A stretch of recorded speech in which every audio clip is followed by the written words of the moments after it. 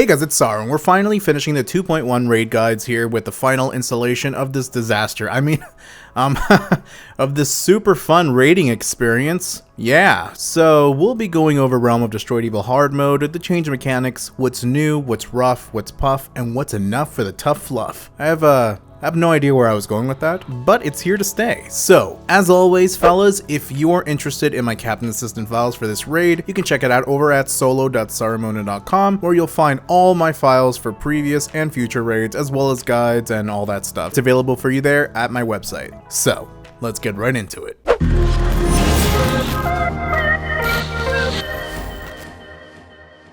Alright fellas, we are now dealing with Dr. Heart Demon. There are a few different things here to note, but overall, it's not too bad. As per hard mode usual things, there will be no red indicators, so let's get into the hard things. Emotional damage. Emotional killer. When you're looking for your soul orbs in phase 2, there are a few things that change here. The first thing is red AoEs will be spawning in the field. Obviously do not get hit by these, but as well these orbs will no longer stick around, so after touching one it will disappear, so no more playing ping pong with two balls. Well, that sounded weird. Anyways, the same thing with the 100 stack situation. That hasn't changed. You still want to get 100 stacks and then go over to your body. So the only real difference in this phase is that there's going to be red AoEs and that the orbs disappear after you touch them. In phase 3, there's really no big difference other than there's no red indicators and it hurts more, but in the last phase, that's when it's a little insane. As you know, when you fight the Baizus, you have to get them down to a certain point and then kill them once the blood moon is up. The Baizus can now shoot at random targets, and being shot by this will actually give you stacks of demonic ki. After 100 stacks of this ki, I'm pretty sure it's 100, you'll become a demon and cannot move your character at all. You'll be stuck like this for 1 minute. And yes, you can still die from staying away from players, and no, this cannot be cleansed. As for the blood moon, instead of the normal effects that you can get when you're inside or outside of the puddle, you'll now get one of these effects, which is either the source of the demonic ki effect, which basically will have you avoid all of the attacks that the blood moon does. Whereas if there's too many people standing in a puddle, you can get the demons and monster live together effect, which pretty much means death. In these particular maelstroms, only one person should be in them usually. Additionally, the blood moon itself will also shoot out in all directions like this, and players that get hit by it will get stacks of demonic ki. Now, the person or people that are designated to be inside of the maelstroms will not suffer any damage or debuffs, so no additional demonic ki when you're being hit by this. So I would recommend for the healers to be in that, but that's for you guys to decide. And that's all for boss 1, that's really the only difference there. Boss 2. So, how do I explain this? There's going to be big giant red balls that are quite hard to miss, that can target you and will continue to roll at you. This, funny enough, is called the Flying Demon Egg Throw.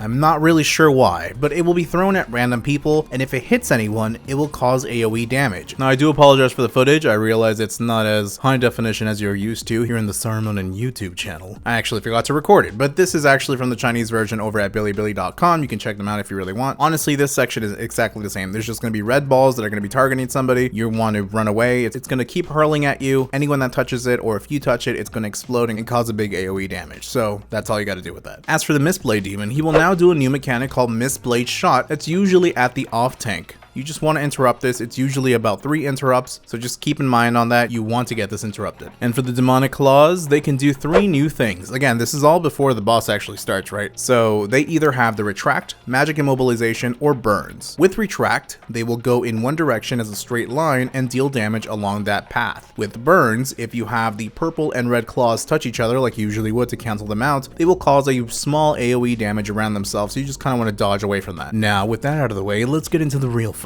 So with King of the World, players normally would burn him down, break the shield, and then attack the boss a little in order to get some damage in before interrupting, so that way you get some free damage. Do not do this. Fellas, look at me. Look at me, do not do this. He will counter if you do, and will hurt you. Just interrupt. Don't be the sassy fella that decided to do it. Please don't do it. No! Strike, the boss will jump up like a ballerina, choose a player, attack them, and it will cause AoE damage. At that time, after he's done this, the Sky Demon will appear out of nowhere, but that particular demon will only go away after it's attacked the same player that the boss initially attacked with the strike attack. If that makes sense. Moving on. With Demon Eye's recall, the boss will pull people into himself to whisper sweet, sweet nothings, and usually follow this up with Destroy Land. This is basically a huge AoE, so you just want to run away like there's no tomorrow, kinda like Lanquan Bridge with the gravitational pull. With Invincible Might, yes, this is normally a damage share, and the boss will throw blades at random range classes. The first person to be thrown into the air, or flown into the air, that person is flying in the air while Enya starts playing in the background. Who can say why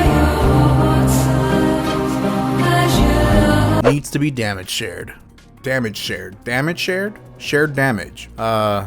People need to stand under them. Yeah, that one. And when the boss does out hunting, usually after his third, the Mistblade demon will appear. During this phase, it will have pretty low HP, but is actually a trick, because every time it hits somebody, he will regain HP, as well as every second that passes, he will lose HP and gain attack power. So killing him is essential, but you kind of have to time it well, because the moment you kill him, he will do Mistblades everywhere mechanic, which is this, and it's not fun. So you want to be careful and get the timing for this kill correctly. And lastly, Earth is greatest. With the little donut attack that people normally would kind of stand still for or stand inside, it's a little bit different now. Well, that's actually a lie, it's very different. So depending on the size that you make of this donut, it will create different attacks. For example, if you create a small donut, it will create small AoEs around sort of, and you kind of have to just dodge this. And if you create big ones, it will create big spots everywhere. Also, being inside the entire time is bad, because even though it's going to be safe initially, once you do the initial attack, the inside will be a danger zone. So you don't want to be inside after he does the mechanic anyways. So my recommendation is to lessen the donut, and everyone can stay away outside of the donut or just log out and wait till this patch is over. I don't know.